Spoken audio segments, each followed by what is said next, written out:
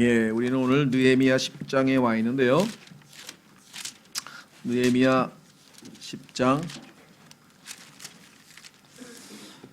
27절까지는 명단입니다. 그래서 명단 우리가 쭉 읽어가면 될 것 같고요. 왜 이렇게 명단이 중요하냐? 성경에서는 하나님께서 사랑하는 자들, 즉 구원받은 하나님의 자녀들은 다 생명의 책에다 다 이름을 적어놨기 때문에 이름이 적혀있는 명단이 굉장한 중요한 의미를 갖습니다. 예를 들면 출애굽기 한번 보십시오. 출애굽기에 보면 출애굽기라고 하는 책은 구속의 책입니다. 창세기는 인간이 하나님의 창조, 그 다음에 인간의 타락, 그래서 이제 이 창세기 마지막 절은 세상에서, 즉 이집트에서 관이라고 하는 단어로 끝나죠. 그래서 세상에서 죽음, 그래서 죽음이 지배하게 되는 아주 암울한 세상을 상징적으로 보여주고 있는 마지막 성경 구절인데, 하나님께서 거기서 멈추신 것이 아니라 우리를 구속하시기 위해서 구속의 책인 출애굽기를 주셨는데, 그 구속의 책인 출애굽기는 사람들이 구속의 대상이기 때문에 사람의 이름으로 시작이 됩니다. 보십시오. 이제 야곱과 함께 각각 자기 집안 사람들 데리고 이집트로 들어간 이스라엘 자손들의 이름은 이러하니라 그랬죠. 그래서 여기 보면은 Now these are the names 이렇게 돼요. 영어로는 이게 제일 앞에 나와요. name, 이름. 그렇죠? 예. 여러분들 지난번에 언제인지 잘 모르겠어요. 기억이 잘 안 나는데 한 2, 3년 된 것 같아요. 제가 이제 마틴 루터의 종교개혁 기념해서 한번 그 루터 종교개혁자들의 발자취를 따라서 한번 그 독일하고 이렇게 해서 잠깐 여행을 간 적이 있었잖아요. 근데 그때 갈 때 그 가이드가 하나 있었어요. 가이드가. 근데 그 가이드가 갑자기 비행기를 타려고 딱 줄 서가지고 다 서 있는데 갑자기 오더니, 저는 지금 제 명단이 하나, 제 이름이 명단에서 빠져가지고 이 발권이 안 돼서 지금 못 가고 내일 제가 뒤따라가겠습니다. 그러더라고 갑자기. 그래서 거기 나이 제일 드신 좀 그 분 중에 한 분이 아마 이제 임시 리더로 정했으니까 그분의 말을 잘 따르십시오. 그래서 내가 깜짝 놀라서, 아니 이거 무슨 여행사 직원이 자기 그 명단인데요, 이름이 잘못 들어간 거예요. 무슨 성이 잘못돼, 뭐가 잘못돼가지고 하여간 그 비행기 발권이 안 되는 거예요. 예. 그 순간에 딱 그 이름이라는 게 이렇게 중요한 건데, 이름 명단이 잘못되면은, 그렇죠? 성경에 보면은 너희 이름이 하늘나라에 기록된 것으로 인하여 기뻐하라고 예수님께도 말씀하셨고, 그들의 이름이 생명책에 기록되어 있으니 너희는 그를 귀중히 여기라 형제들이니라 하고 성경의 빌립보서에도 말씀하셨고, 그렇죠. 네. 또 생명책에 이름이 기록되어 있지 않는 자들은 다 불못에 던져진다고 계시록에 나와 있고, 그래서 오늘 이 느헤미야에 나와 있는 이 사람들의 이름이 결코 우리에게 그냥, 물론 이름은 어렵죠. 이 발음도 어렵고 히브리어로 우리말로 번역을 해서 발음도 어렵지만 이름 하나하나 그냥 읽으실 때 나도 이 나중에 생명책의 명단에 들어있다는 생각을 가지시고 이렇게 좀 의미를 갖고 조금은 덜 지루하게 이렇게 읽으시면 좋을 것 같아요. 자, 그래서 이 사람들은 누구냐? 명단에 사인한 사람이, 하나님과 언약을 체결하는데 사인을 했는데, 언약의 내용은 뒤에 보면 한 7가지가 나와요. 자, 한번 보십시오. 38절, 9장 38절. 9장 38절에 보면은 언약을 이제 사인한다 이런 표현이 나오죠. 언약을 세운다. 9장 38절에 우리가 이 모든 것으로 인하여 이제 확실한 언약을 세우고 그것을 기록하며 우리의 통치자들과 레위 사람들과 제사장들이 그 언약의 날인하나이다. 우리도 사인하잖아요. 문서에다가. 예. 이 사람들은 이제 모르겠어요. 우리 옛날에는 낙관을 찍는다 그래가지고 이렇게 그 도장 같은 걸 찍었는데, 서양 사람들은 반지 있잖아요. 반지 같은 것이 있으면 거기에 이렇게 자기의 그 이름이 새겨져 있고, 그다음에 밀랍을, 초를 밑에다 이렇게 쭉 뿌려서 그게 초가 그 굳기 전에 딱 찍어서 나중에 굳으면 그 초에 그 소위 말하면 인장이 찍히는데, 뭐 어떤 방식으로 했는지는 우리가 모르지만 하여간 날인을 했으니까 본인이. 자, 그래서 10장 1절, 이제 언약의 날인한 자들은 스가랴의 아들인 디르사다 느헤미야, 총독이라는 어떤 직책에 해당하는 이름 같아요. 느헤미야가 첫 번째 나오고 그다음에 시드기야, 스라야, 아사랴, 예레미야, 바수홀, 아마랴, 말기야, 핫두스, 세바냐, 말룩, 하림, 무레못, 오바댜. 그러니까 어떤 사람이 그러는 거예요. 여기에는 분명히 내 이름 중에서 히브리어로 해당되는 게 있을 거다. 뭐 이런 사람이 있는데 그것까지는 제가 이제 좀 추측인 것 같고요. 왜냐하면 생명책이 따로 있는 게 아니라 어떤 분들은 성경 자체가 생명책이라고 생각하시는 분이 있어요. 그래서 성경에 나와 있는 이름 중에는 히브리어 의미로 따지면 번역하면 우리 이름이 여기 해당되는 이름이 있을 수도 있다. 뭐 제가 볼 때는 조금 뭐 추측에 불과하지만 그래도 그렇게 생각하는 분들도 주석을 설명하시는 분들도 있다.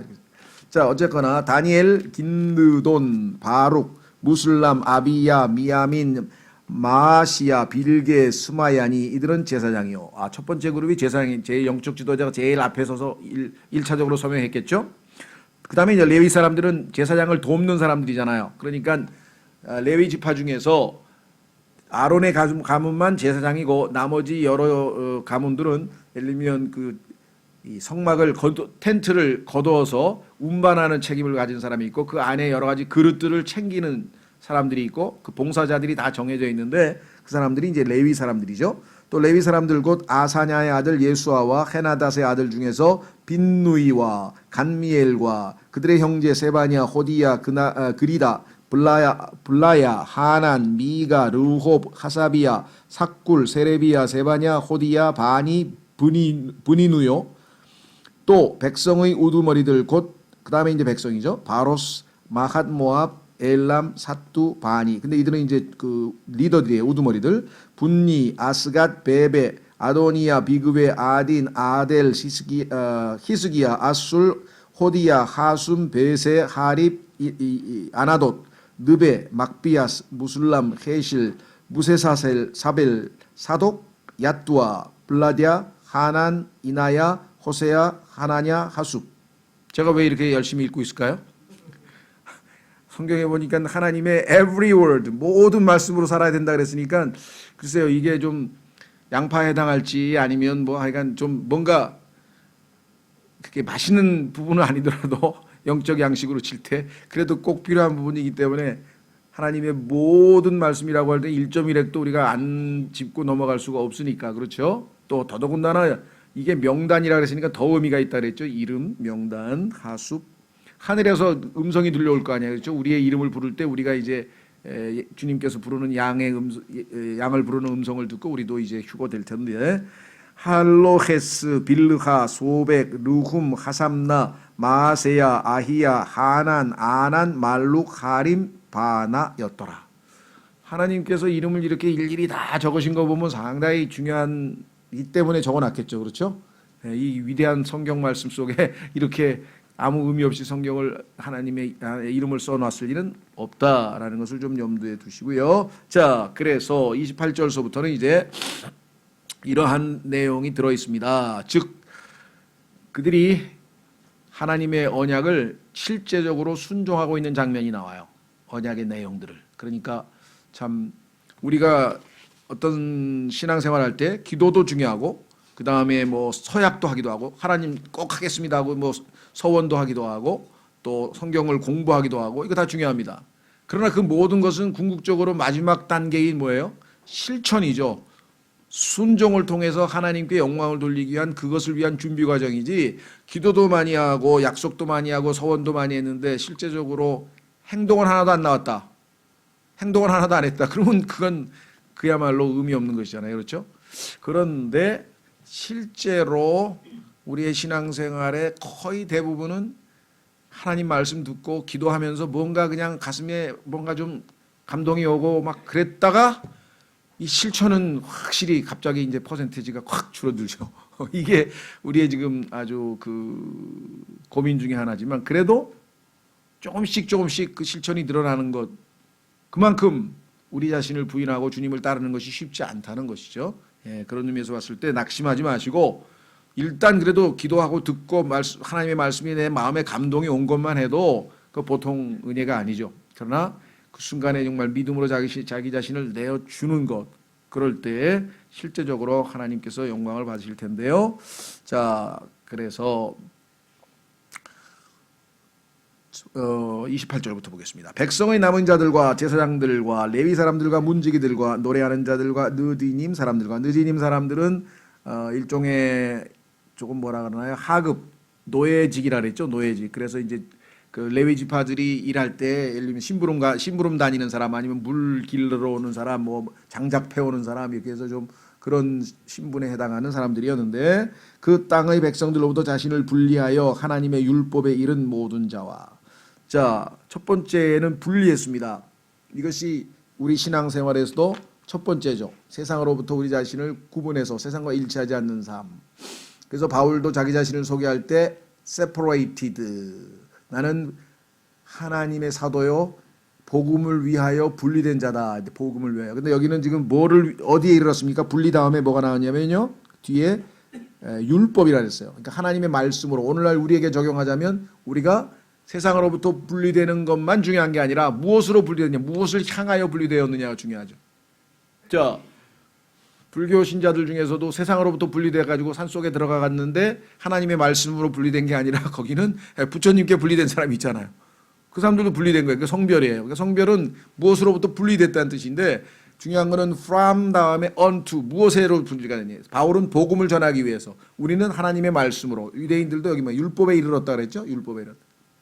뒷부분이 없으면은 분리만 가지고는 아무것도 안 해요. 예를 들면 나는 예수님 믿기 때문에 뭐 춤도 안 춰요, 뭐도 안 해요, 뭐도 안 해요, 뭐 술도 안 먹어요, 담배도 안 피워요. 이거 괜찮아요. 근데 그것만 하면 그냥 무슨 의미가 있어요? 그 대신 저는 복음을 전하고 그 대신 저는 성경을 읽고 그 대신 저는 뭐를 하고 이게 뒤에 부분이 있어야 되죠.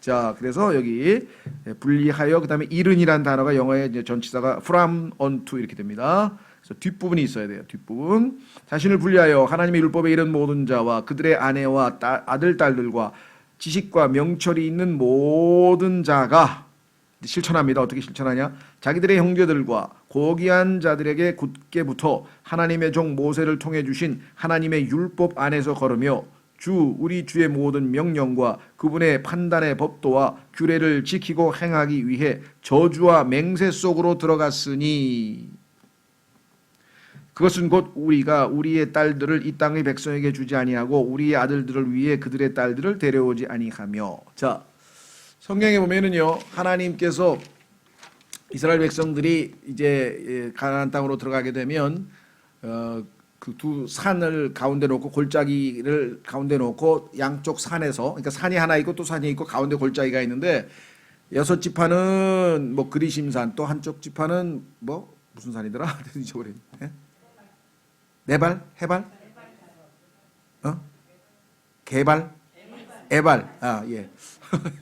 그래서 둘이 마주 보면서 한쪽 지파는 하나님의 축복을 선언하고 그러면 아멘 아멘하고 또 한쪽은 순종하지 않으면 저주하실 것이라고 저주의 내용을 선언하면 또 아멘 아멘하고 그렇게 돼 있어요. 자, 그 내용이 신명기 28장에 나와 있는데 한번 다 읽진 않고요.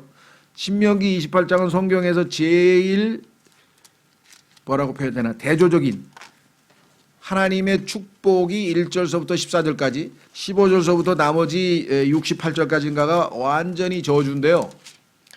조건이에요. 조건. 그것은 뭐냐? 하나님의 말씀을 순종하면 보십시오. 신명기 28장 1절 내가 주 내 하나님의 음성에 부지런히 귀를 기울이고 내가 이날 내게 명령하는 그분의 모든 명령을 지키고 행하면 조건이죠. 주 내 하나님께서 땅의 모든 민족들 위로 너를 높이 세우시리라. 그 다음에 쫙 해서 14절까지가 다 축복의 내용입니다. 한번 뭐 이스라엘 백성에게 해당되니까 우리에게 직접적인 해당은 안 되더라도 정말 하나님께서 얼마나 많은 축복을 하시는지 한번 보시고요. 자, 그 다음에 뭐 순복음교회는 이걸 다 뭐 그냥 우리에게 다 해당되는 것처럼 막 또 오독 잘못해서 해석을 하지만요. 자, 15절 보시면 여기서는 이제 반전이죠.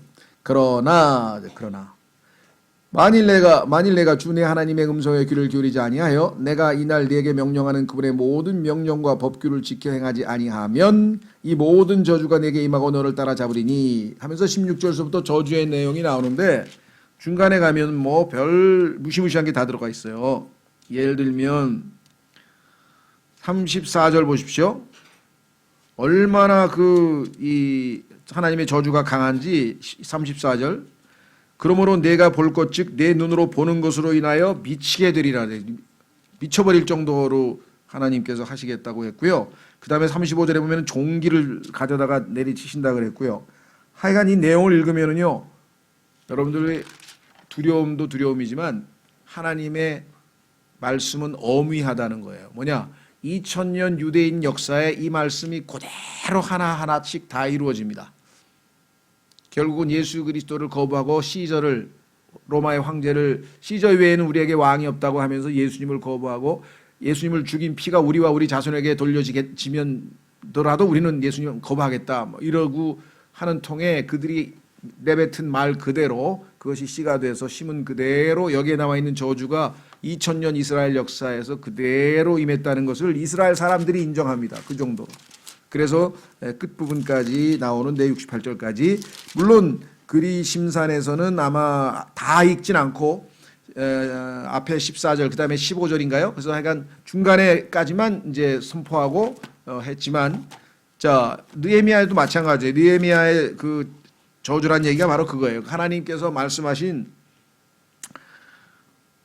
저주와 맹세, 하나님이 우리가 순종하지 않으면 하나님이 이렇게 저주하실 것이다, 아멘 하고 자기들이 그걸 받아들였다 이 말이죠. 그러니까 정말 하나님의 말씀에 순종하겠다는 아주 그 각오를 맹세까지, 저주의 맹세까지 했으니까 어마어마하게 한 거죠. 예.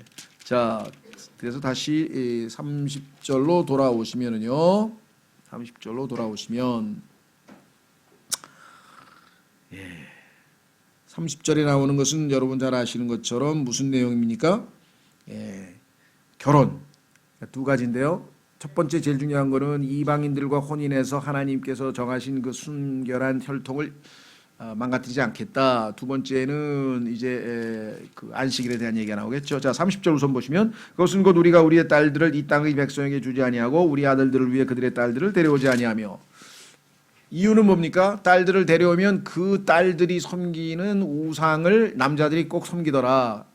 우리의 훌륭한 조상인 솔로몬 왕도 그것 때문에 죄를 짓지 않았느냐. 그렇죠. 솔로몬이 나중에 배교해서 하나님 앞에 그 모양이 된 것은 여인들을, 그렇죠, 나중에 자기가 성령 충만하고 믿음이 충만할 때야 잘 컨트롤하겠지만 나중에 약해질 때는 다 여자들이 섬기고자 하는 우상을 다 섬겨버리고 말았잖아요. 그렇죠. 자, 그 다음에 두 번째는 안식일입니다. 중요한 게 이방인과 유대인들을 구분할 때 하나님과 유대인들과의 표적 중에 하나가 뭐냐면 안식일이거든요. 하나님께서 너는 하나님의 특별한 백성 선민 유대인이다, 이것을 지적하는 표적 중에 하나가 또 아시다시피 안식일이죠. 31절, 혹시 이 땅의 백성이, 왜 다 이방인들 가운데 사니까 이 땅의 백성 가나안 족속들이죠. 안식일에 제품이나 양식을 가져와 팔려 할지라도 우리가 안식일이나 거룩한 날에는 그들에게서 그것을 사지 아니하고 또 일곱째 해를 버려두며 모든 빚을 징수하는 것을 삼가라는 것이라. 그러니까 이 하나님께서 정하신 규례 중에 첫 번째는 안식일이었고요. 두 번째는 일곱째 해, 안식년이죠. 안식년. 그래서 6년 동안 농사 짓고 7년째는 땅을 내버려 두라 그랬는데 그 약속을, 그 하나님의 명령을 거부해서 490년 동안 70번이나 어겼다 그랬죠. 그래서 70년 동안 바벨론으로 포로로 잡혀갔고 그들은 땅은 70년간의 안식을 누리게 됐다. 그것은 이제 하나님께서 정하신 안식년을, 왜냐하면 땅은 하나님이 정하신 그 창조의 법칙에 따르면 일단 6년 동안은 이 농사를 짓지만 7년째에는 땅을 돌려서 지력이 회복이 되어야 그 다음 또 농사를 지어서 영양분이 곡식에 공급이 되지. 그렇지 않으면은 원래 땅이 제공할 수 있는 그러한 영양 공급이 제대로 안 되는데 미네랄 공급도 안 되고 이렇게 되죠. 그러다 보니까 하나님이 인간들을 위해서 그렇게 정해놓으신 규칙을 어기게 되는데 그것은 또 다른 불순종 때문에 기인했다라고 말씀을 드렸어요. 그것은 뭐냐면 사울이라고 하는 사람을, 즉 원래는 왕이 없었는데 왕이 없었을 때는 왕실 운영비가 안 들어가죠. 아무 문제가 없어요. 그래서 6년째 땅을 놀려도 얼마든지 하나님의 말씀대로 잘 그 생활을 했는데 갑자기 두려움이 생겨서 불신이 생겨서 눈에 보이는 왕을 세워달라.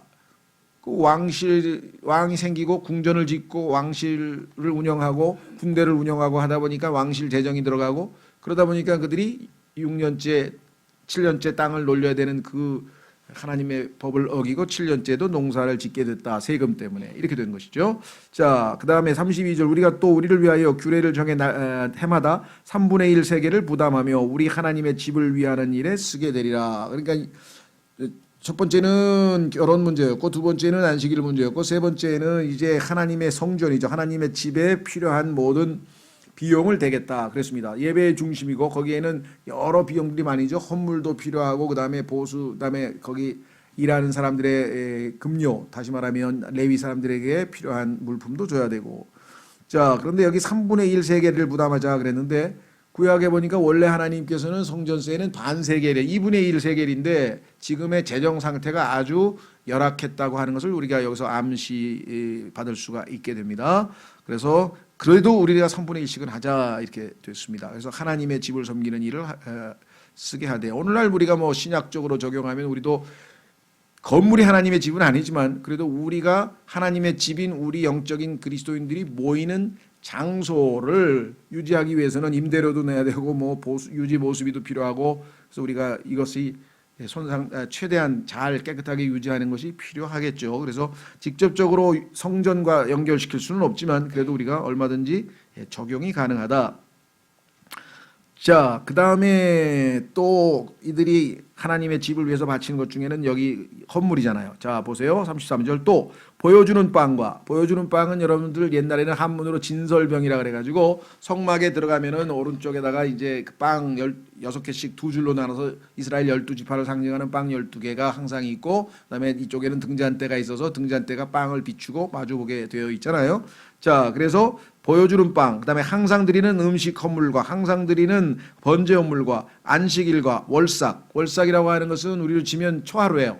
뉴문이라 그래가지고 여기는 이제 그 소위 말하면 우리처럼 양력이 아니고 음력이다 보니까 달이 뜨는 첫째 날을 갖다가 뉴문이라고 하거든요. 그래서 한문으로 월삭이라고 하는데 우리는 그달 그러니까 음력 1월 매달 1일이죠. 그러면 새로운 또 출발을 의미하기 위해서 하나님이 정하신 명절이다. 월삭과 정한 명령들에 드릴 것과 거룩한 것들과 이스라엘을 위해 속죄하는 죄업물과 우리 하나님의 집의 모든 일을 위해 쓰게 하였고 그래서 필요한 물건들을 다 지원하였고 34절 또 우리가 제사장들과 레위 사람들과 백성들 가운데서 제비를 뽑아 우리 조상들 집에 따라 해마다 정한 때에 나무 헌물을 우리 하나님의 집에 가져와 율법에 기록된 대로 주 우리 하나님의 제단 위에서 태우게 하였으며.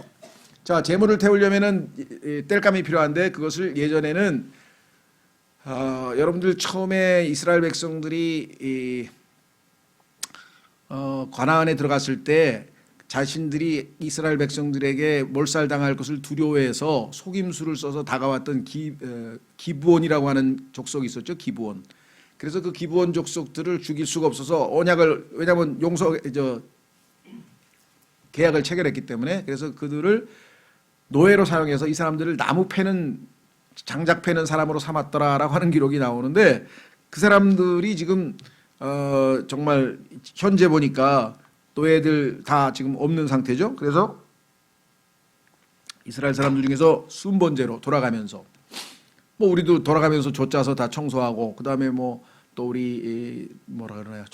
당번 식사 당번도 다 조 짜서 돌아가면서 하는 거나 다를 바가 없습니다. 그렇죠? 예. 그래서 여기도 지금 우리가 돌아가서 제비를 뽑아 1조 2조 뭐 이런 식으로 했겠죠. 여기도 우리 조상들 집에 따라 해마다 정한 때에 나무 헌물을 우리 조상 하나님의 집에 가져와 율법에 기록된 대로 주 우리 하나님 제단 위에서 태우게 하였으며. 그러니까 성전에 필요한 모든 것들을 자발적으로 다 열심을 내서 지금 정말 섬기고 있는 즉 순종을 통해서 실천하고 있는 모습들이 구체적으로 여기 나와 있습니다. 우리와는 물론 당연히 다른 모습이기는 하나 그래도 그 본질상 마음 자세로 또 그다음에 실천 내용으로 보면 같은 거죠.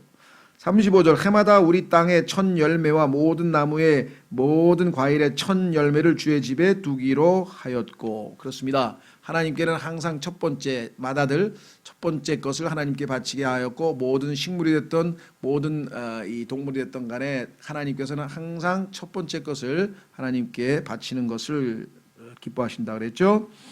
36절 또 우리 아들들 중에서 맏아들과 가축의 처음 난 것과 우리의 소떼와 양떼의 첫 새끼를 율법에 기록된 대로 우리 하나님의 집으로 우리 하나님의 집에서 섬기는 제사장들에게로 가져가고 그다음에 또 이제는 저기죠.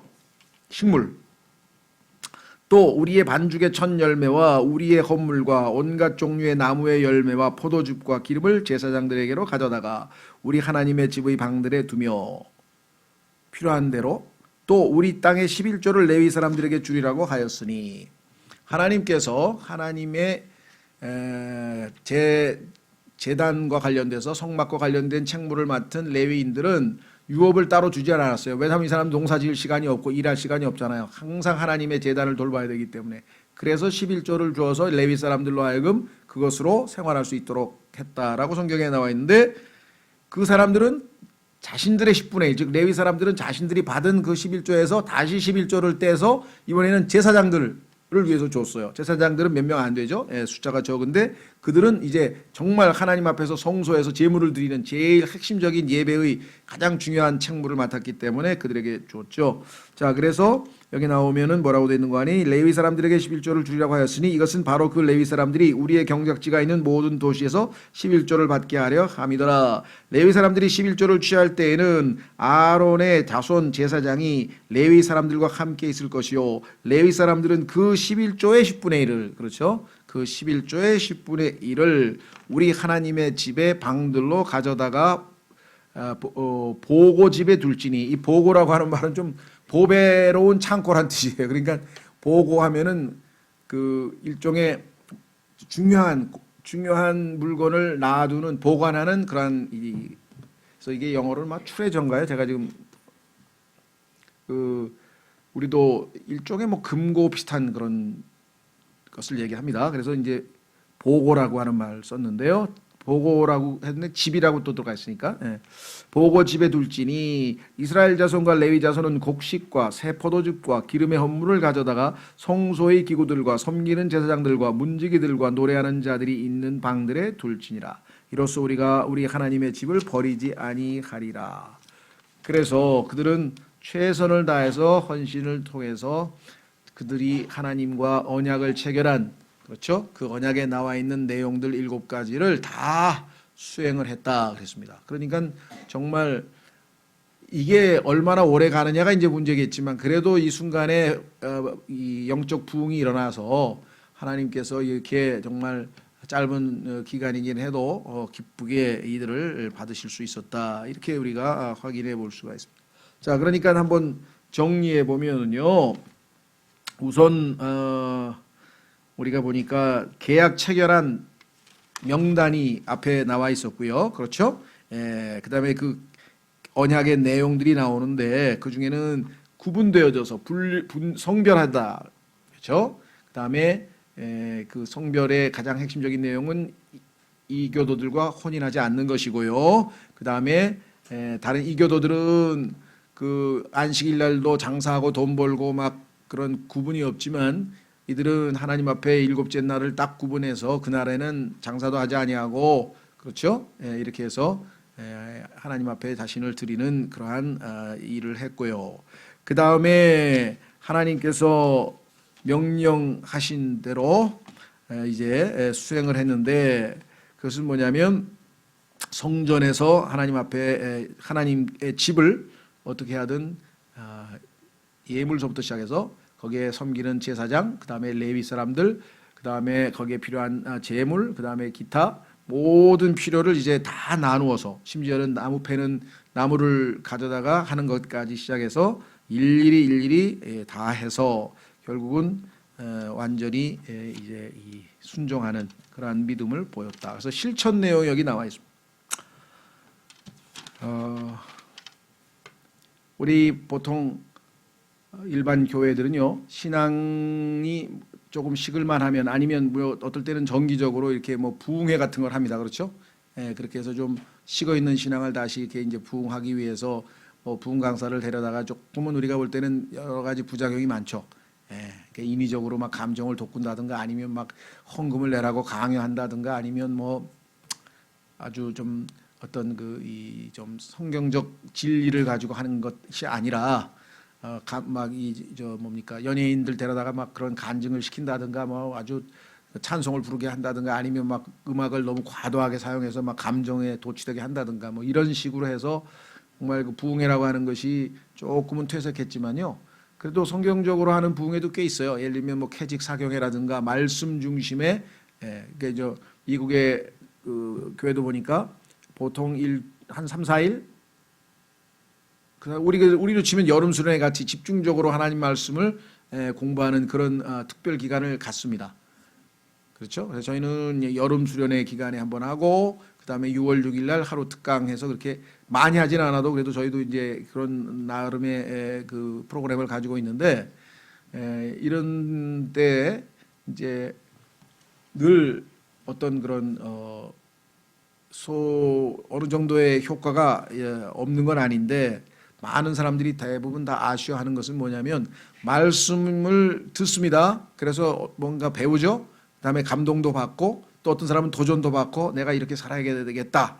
여기까지는 대부분 다 성취가 되는데 문제는 그 다음에 실제적인 열매는 별로 나오는 게 없다는 거죠. 물론 우리가 전혀 없다는 건 아니겠죠. 개개인의 삶에서 뭔가 변화가 있었겠지만 그것이 그냥 우리가 눈에 이렇게 손에 잡힐 만큼 확 띄게 이렇게 나타나는 것은 그래서 의외로 적다 보니까 좀 무용론까지 좀 생기기도 하는데 사실은 그렇지 않습니다. 생명의 어떤 그 이 현상이라고 하는 것은 지극히 아주 이 천천히 시간이 걸리는 것이고요. 조금 변화된 것 같지만 그 다음에 들었을 때 그것이 조금씩 누적이 돼가지고 이게 차근차근 쌓여서 나중에 정말 어느 한순간 어떤 계기가 마련이 되는 거지 금방 타오르는 건 금방 식어요. 그렇죠? 뭔가 그냥 순간적으로 감정은 와 올라갔다 그러면 푹 꺼져버리잖아요.